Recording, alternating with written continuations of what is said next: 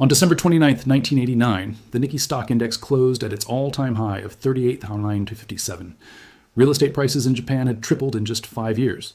Japanese corporations were on a buying spree, snapping up American icons like Columbia Pictures and Rockefeller Center.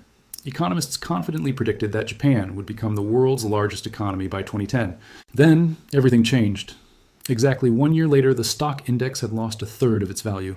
By 1992, it was down a staggering 60%. Real estate prices collapsed. Banks failed. Companies went bankrupt. For the next 3 decades, Japan's economy would barely grow at all. This wasn't just a market correction. It was the systematic destruction of the most successful economic model of the 20th century. The official story blames a speculative bubble, bad policy, and demographic decline. But what if that's not the whole story? What if the evidence points to something more sinister? That Japan was deliberately sabotaged by the very country it was about to surpass. The techniques used to cripple Japan weren't random. They followed a precise playbook, a playbook that has since been used against every other rising economic power. Understanding what really happened to Japan reveals the hidden mechanics of modern economic warfare. Let's rewind. In 1960, Japan's economy was smaller than Italy's. By 1988, it was the second largest in the world, growing at a blistering 10% a year, while America was stuck in stagflation. Made in Japan went from a joke about cheap trinkets to a guarantee of superior quality. Japanese companies dominated semiconductors, cars, consumer electronics, and precision manufacturing. But Japan's success wasn't just about making better products. The entire Japanese economic model was a direct challenge to American capitalism. While Wall Street chased quarterly profits, Japanese companies planned for the next decade. While American workers lived in fear of layoffs, Japanese companies offered lifetime employment. And while the American government and business operated separately, Japan's Ministry of International Trade and Industry, or MITI, coordinated national industrial policy. This system was terrifyingly effective. Japanese banks were the largest in the world. Their high savings rates funded massive infrastructure projects that made American cities look decrepit. Their schools produced engineers while America produced MBAs. Most dangerous of all, other countries, South Korea, Taiwan, Singapore, even China, started copying the Japanese model. If this trend continued, America risked becoming economically isolated, unable to compete with a new, more efficient form of capitalism. American policymakers saw the writing on the wall. Yale professor Paul Kennedy's 1987 book, The Rise and Fall of the Great Powers, argued America was suffering from imperial overstretch just like past empires. Japan was an existential threat to American global dominance. Something had to be done. The first weapon was deployed on September 22, 1985, at the Plaza Hotel in New York. On paper, the Plaza Accord was an agreement between the G5 nations to stabilize currency markets. In reality, it was a declaration of economic war on Japan. The accord forced the Japanese yen to appreciate massively against the dollar. Within 2 years, the yen's value doubled. This wasn't the free market at work. It was coordinated intervention by central banks, forcing Japan to participate in its own economic strangulation. The effect was immediate and devastating. Japanese exports became twice as expensive overnight. Global champions like Toyota, Honda, and Sony saw their profits evaporate. The very industries that powered Japan's growth suddenly became uncompetitive. American negotiators knew exactly what they were doing. They knew Japan's export-driven economy would have to choose between a deep recession or massive inflation. The trap was set. Japanese officials protested, but they were powerless. America controlled Japan's military security and could impose crippling trade sanctions. The Plaza Accord wasn't a negotiation, it was an ultimatum. But the currency weapon was just the beginning. The real damage came from how Japan responded. With exports crippled, Japanese authorities had a choice: accept a recession or stimulate domestic demand. American advisors from the Fed and Treasury had a friendly suggestion: aggressive monetary expansion. The Bank of Japan slashed interest rates from 5% to just 2.5%. Credit flooded the economy. Banks, which had been deregulated under American pressure, started lending recklessly for real estate and stock market speculation.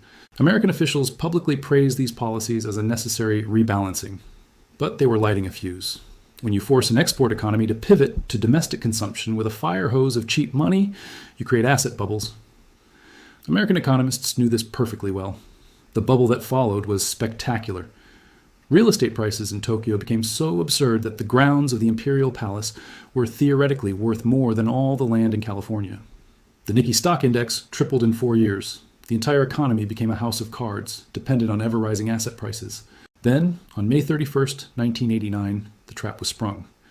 The Bank of Japan began aggressively raising interest rates from 2.5% to 6% in just 18 months. Credit dried up. Speculative buying turned into forced selling. Asset prices didn't just fall, they utterly collapsed. The timing was no accident. The bubble was popped just as Japanese companies were on the verge of overtaking America in key technologies like semiconductors and computers. The economic devastation starved Japanese innovation of capital right when American companies needed a lifeline. But the sabotage didn't stop there. Following the advice of American economists and international organizations, Japanese authorities made every policy mistake imaginable. Instead of letting zombie banks fail and clearing bad debt, they propped them up. Instead of letting asset prices find their natural bottom, they intervened to slow the fall. These policies, consistently recommended by American advisors, guaranteed Japan's problems would fester for decades, not months. Throughout the 1990s, as Japan stagnated, America pushed for structural reforms. Lifetime employment was dismantled for flexible labor markets.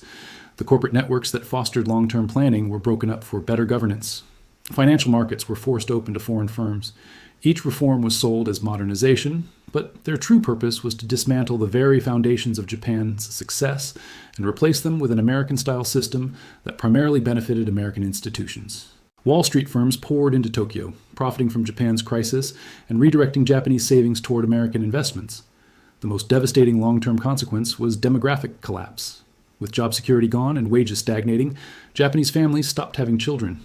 The birth rate plummeted far below replacement level. An entire generation grew up expecting decline, not prosperity.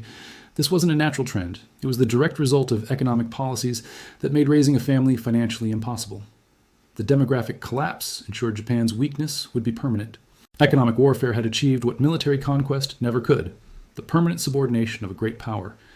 As Japanese firms struggled, they were forced into joint ventures and licensing deals that transferred their cutting-edge technology to American competitors for pennies on the dollar.